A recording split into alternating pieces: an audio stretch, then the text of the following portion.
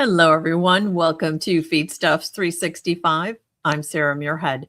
Joining us today is Dr. Al Kertz, and our topic is whether pair housing and seasons influenced dairy calf performance. Before we get into today's session, a reminder, if you have any questions for Dr. Kertz, feel free to post those there in the chat area on your screen. If you're joining us from social media, simply post your questions directly in those channels.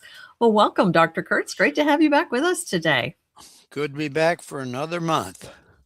There we go. And you got an interesting topic to talk with us about, so we're going to let you get into that. Well, if we look at the last National Animal Health Monitoring Survey, which was in 2014, it showed that about 70% of the calves were individually housed, and that had increased from the previous decade or two. But we know that cows are herd animals, and they have a social dominance and a pecking order, so to speak.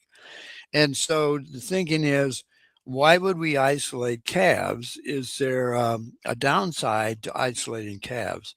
So there's been more animal behavior studies done with pair housing of calves. And now you have some group feeders as well, group feeding systems. So the question is, what kind of responses do the calves have if we monitor more closely? So that brings up this study, which was done at the University of Florida, and they used 150 Holstein heifer calves. And that was done over a 2-year period from 2020 to 2022. And I've been at their facility. They have a kind of an a shed overall, and then wire mesh stalls or pens on sand bedding. And then they have fans inside on the ceiling that moves the air. So it's a nice type of facility, and they have enough of those to handle the number of calves. But to do some studies like this, you need more calves, and that's why it took them 2 years to accumulate that many calves to do the study. So the calves were either in a 3x3, a 3x6 foot area individually, or 3x3 with 2 in that single pen. And they were randomized, and they were kept apart, so there was no nose-to-nose contact from one pen to another. And they also did a good job of making sure they got good colostrum. They did a Brix analysis on it, and they fed it within 4 hours of birth. So that's good. Now, during the summer period, they fed more colostrum. They fed 2.4 quarts more colostrum calves born during the summer. And they didn't go into any detail, but generally during the hotter weather, when calves are stressed, they don't absorb antibodies as well, or for any stressful factor like calving difficulty. And then they fed them a pelleted starter and water-free choice. They had a milk replacer they fed at about 12.5% solids, which is typical Holstein milk solids content. And they fed those calves up to about 40 some days. And then they had a step down weaning process over about 10 days.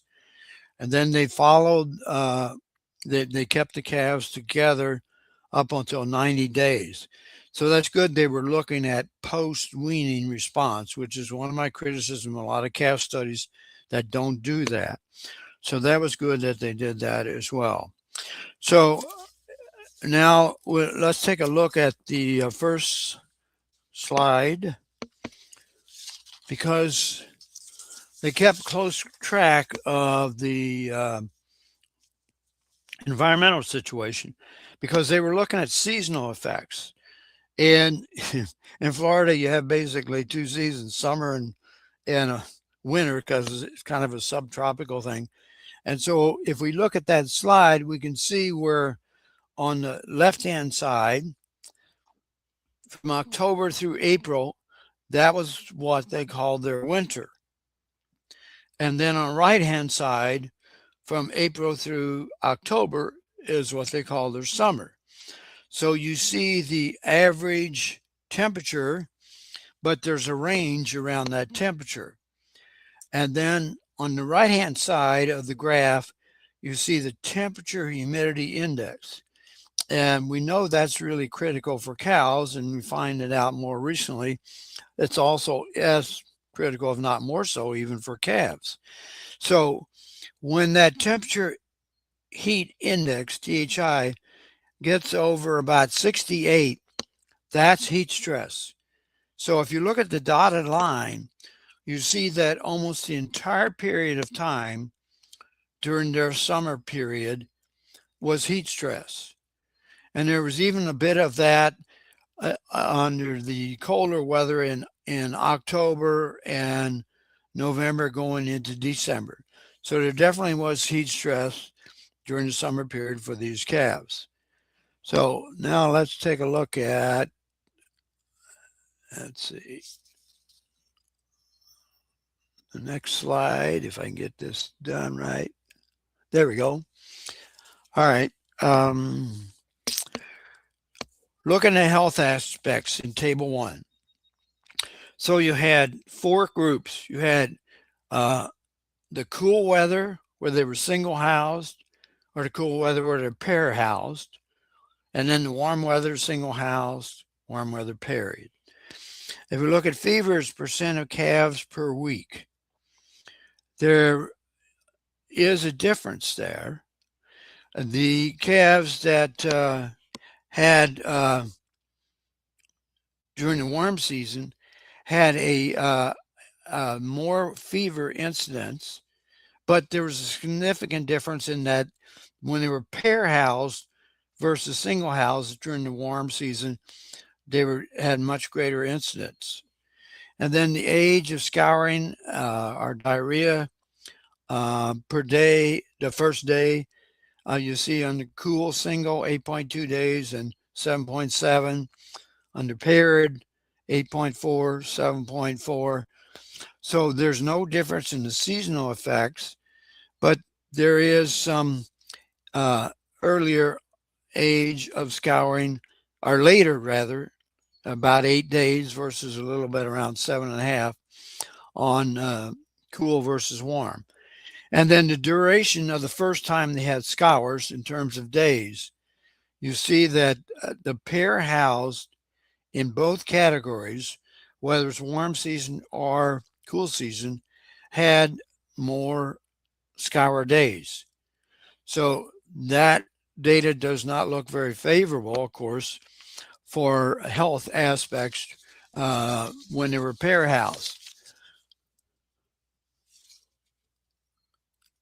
If we look at the next slide, we can see that some of the data.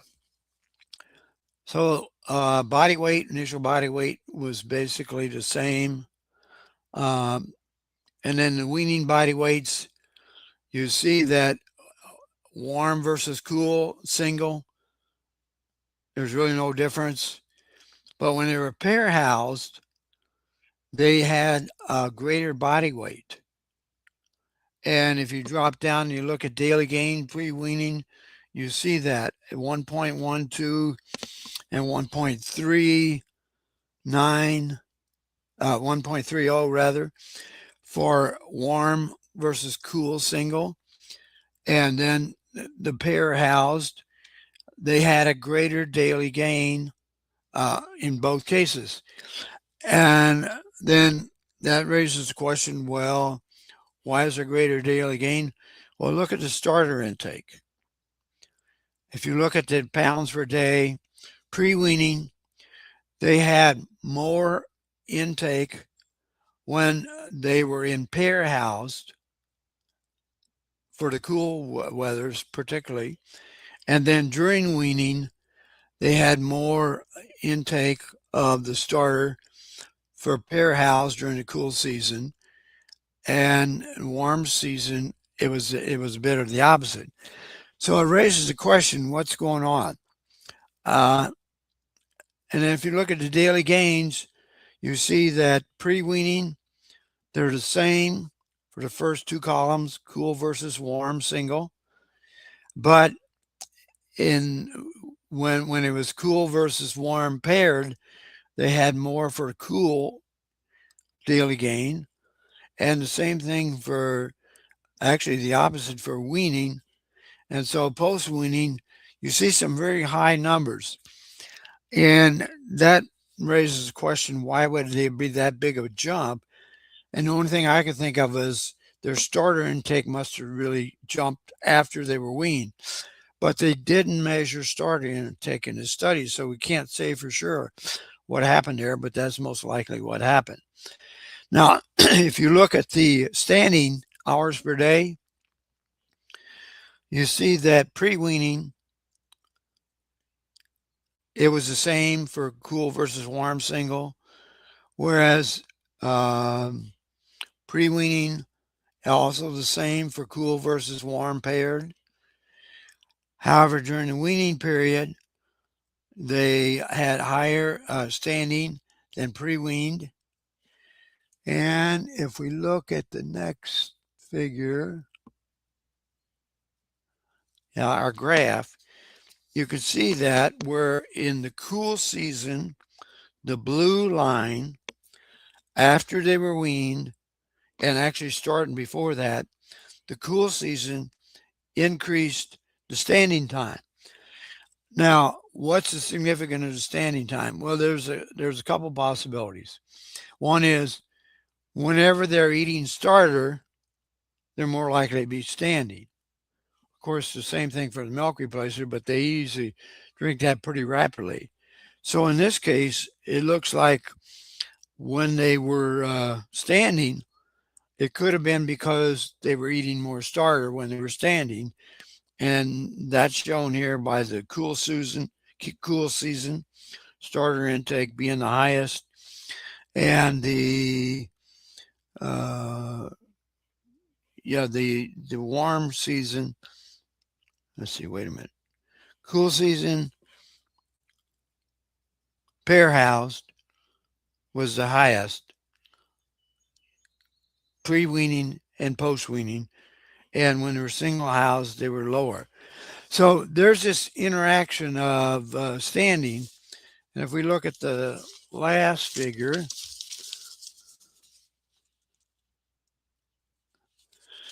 you see a very distinct pattern on standing.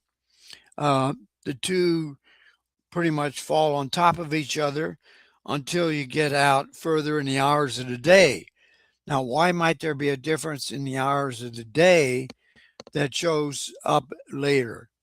That could be simply because when there's heat stress, we know that cows stand more, and I think that's because they get more airflow around their body.